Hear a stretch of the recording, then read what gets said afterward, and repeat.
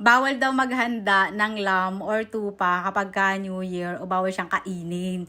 Hindi ko alam kung anong religion yun or Catholic ba yun. Pero correct me if I'm wrong kasi for the 20 years, ito yung handa namin kapag New Year, guys. Isang potahe lang talaga itong lamb, and then Christmas naman turkey yung hinahanda namin. Wala kaming maraming pagkain kapag ganyang celebration. Isang meal lang talaga, parang special kasi sa kanila to kapag New Year. So si Daddy ngayon tagaluto sa for the 20 years, si Daddy yung nagluluto ng Christmas and New Year. Never ako nagluto.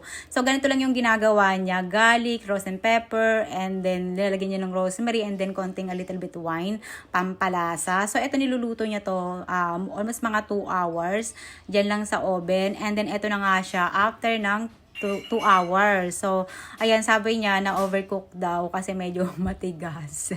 Medyo mataba kasi tong time na to. Ayan, mataba siya. Pero malasa din naman. Ito yung nabili ko dun sa marketplace na parang sa mga 1,500 yung price niya. So, pinapartner lang namin yan ng roast potato, tsaka mixed vegetable. So, ayun lang talaga ang aming pang noche buena. Ay, medyo noche pala. So, isang potahe lang. So, ganyan nga yung itsura niya, guys, kapag hiniwa mo. Oh. Mataba-taba lang siya, medyo na-overcook nga daw niya. Kaya medyo matigas siya at saka medyo dry kasi nga na-overcook. Pero meron naman siyang sauce na natira, hindi naman na-drain yung kanyang sauce.